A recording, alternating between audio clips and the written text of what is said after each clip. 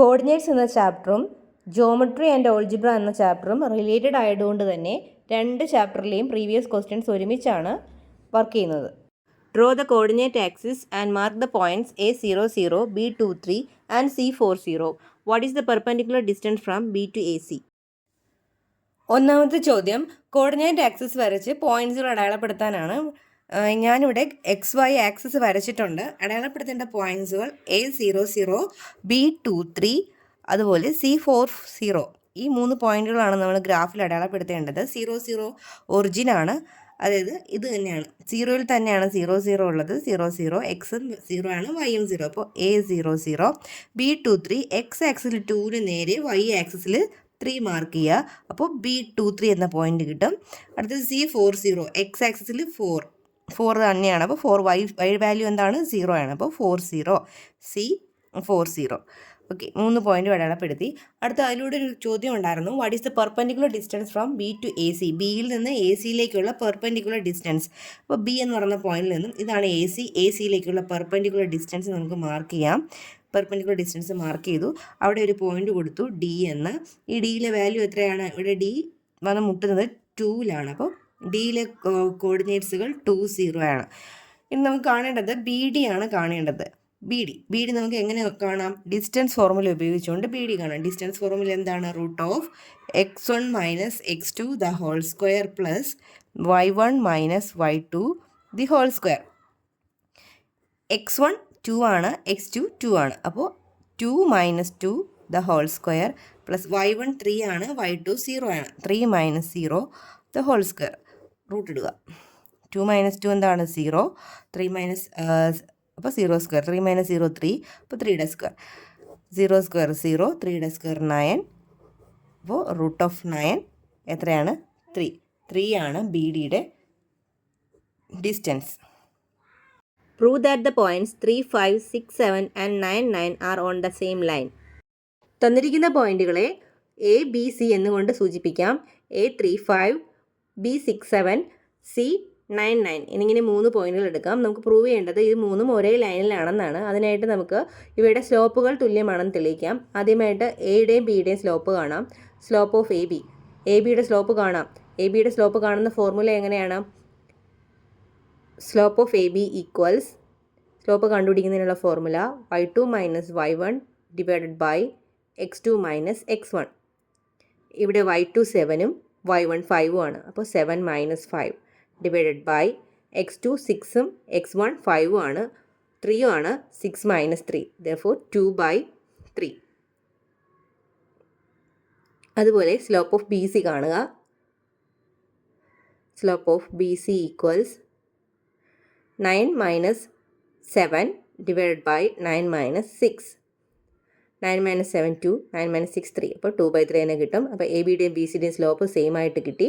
അപ്പോൾ നമുക്ക് slope of A B equals slope of B C എന്ന് എഴുതാം. therefore A, B, C are on the same line എന്ന് എഴുതാം.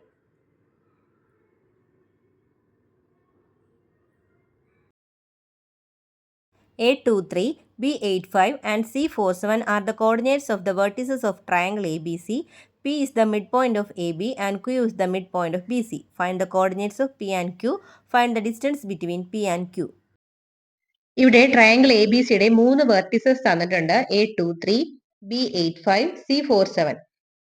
എ ബിയുടെ മിഡ് പോയിന്റ് P ആണ്, ബി സിയുടെ മിഡ് പോയിന്റ് Q ആണ്. നമുക്ക് കണ്ടുപിടിക്കേണ്ടത് ഈ പിയുടെയും ക്യൂവിന്റെയും കോർഡിനേറ്റുകളാണ്. കോർഡിനേറ്റ്സ് ഓഫ് പി കാണാം. കോർഡിനേറ്റ്സ് ഓഫ് പി കാണാൻ എന്ത് ചെയ്താൽ മതി? എ ബിയുടെ മിഡ് പോയിന്റ് കണ്ടുപിടിച്ചാൽ മതി. അപ്പൊ എ ബിയുടെ മിഡ് പോയിന്റ് കാണുന്ന ഫോർമുല എന്താ? Mid point formula x1 + x2/2, y1 + y2/2. അപ്പൊ ഈ ഫോർമുല ഉപയോഗിച്ചുകൊണ്ട് നമുക്ക് പിയുടെ മിഡ് കോർഡിനേറ്റ്സുകൾ കാണാം. 2 + 8/2, അതുപോലെ 3 + 5/2. 2 + 8 10, 10/2 എത്രയാ? 5. 3 + 5 8, 8/2 4. 5 4 ആണ് പിയുടെ കോർഡിനേറ്റ്സ്. അതുപോലെ നമുക്ക് ക്യൂവിന്റെ കോർഡിനേറ്റ്സ് എഴുതാം. ക്യൂ എന്ന് പറയുന്നത് ബി സിയുടെ മിഡ് പോയിന്റ് ആണ്. അപ്പോൾ ബിയുടെയും സിയുടെയും കോർഡിനേറ്റ്സ് എടുത്ത് നമുക്ക് ഇതുപോലെ ഫോർമുല അപ്ലൈ ചെയ്യാം. 8 + 4/2, 5 + 7/2. 8 + 4 12 ആണ്, 12/2 6 എന്ന് എഴുതാം. 5 + 7 12 ആണ്. 12/2 6. 6 ആണ്. ഇനി നമുക്ക് കണ്ടുപിടിക്കേണ്ടത് പി ക്യൂവിൻ്റെ ഡിസ്റ്റൻസ് ആണ്. പിയുടെയും ക്യൂവിൻ്റെയും ഡിസ്റ്റൻസ് ആണ് എഴുതേണ്ടത്. പിയുടെ കോർഡിനേറ്റ്സുകൾ ഏതൊക്കെയായിരുന്നു? 5 4 ആണ് പിയുടെ കോർഡിനേറ്റ്. അതുപോലെ ക്യൂവിന്റെ കോർഡിനേറ്റ് ഏതാണ്? 6 6. അപ്പോൾ ഇവയുടെ ഡിസ്റ്റൻസ് ഫോർമുല ഉപയോഗിച്ചുകൊണ്ട് ഡിസ്റ്റൻസ് കാണാം.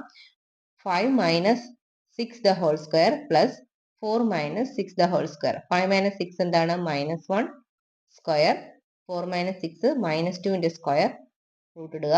-1ന്റെ സ്ക്വയർ 1 ആണ്. 2ന്റെ സ്ക്വയർ 4. 1 + 4 √5. അപ്പോൾ പി ക്യൂവിന്റെ ഡിസ്റ്റൻസ് എന്ന് പറയുന്നത് √5 സെന്റിമീറ്റർ ആണ്. ABCDEF is a regular hexagon with origin as center. The coordinates of the point A is 4 0. What are the coordinates of the point D? Find the length of BG. Write the coordinates of the point B and E.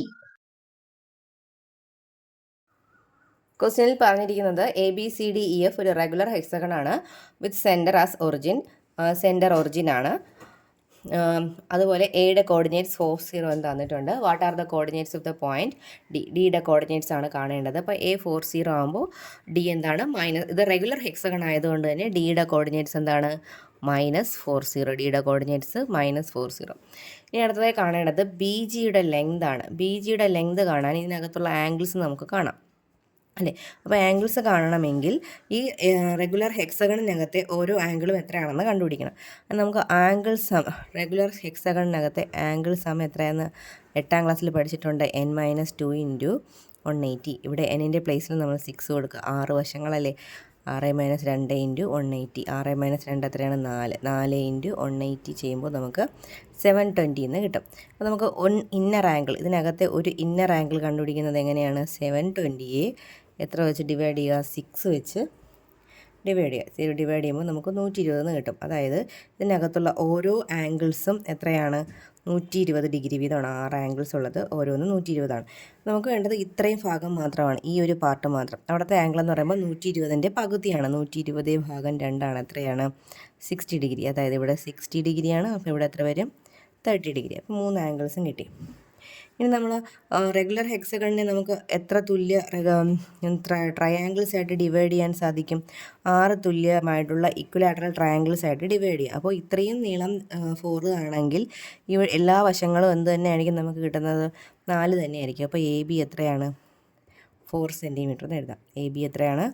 4 centimetre. അപ്പോൾ triangle BAG consider ചെയ്താൽ നമുക്ക് angles എന്താണ്? 30 degree, 60 degree, 90 degree. അപ്പോൾ അവർക്കിടയിലെ ratio എന്ന് പറയുന്നത് 1:3:2 ആണ്. ഈ 4 എന്ന് പറയുന്നത് 90ക്ക് ഓപ്പോസിറ്റ് ആണ്.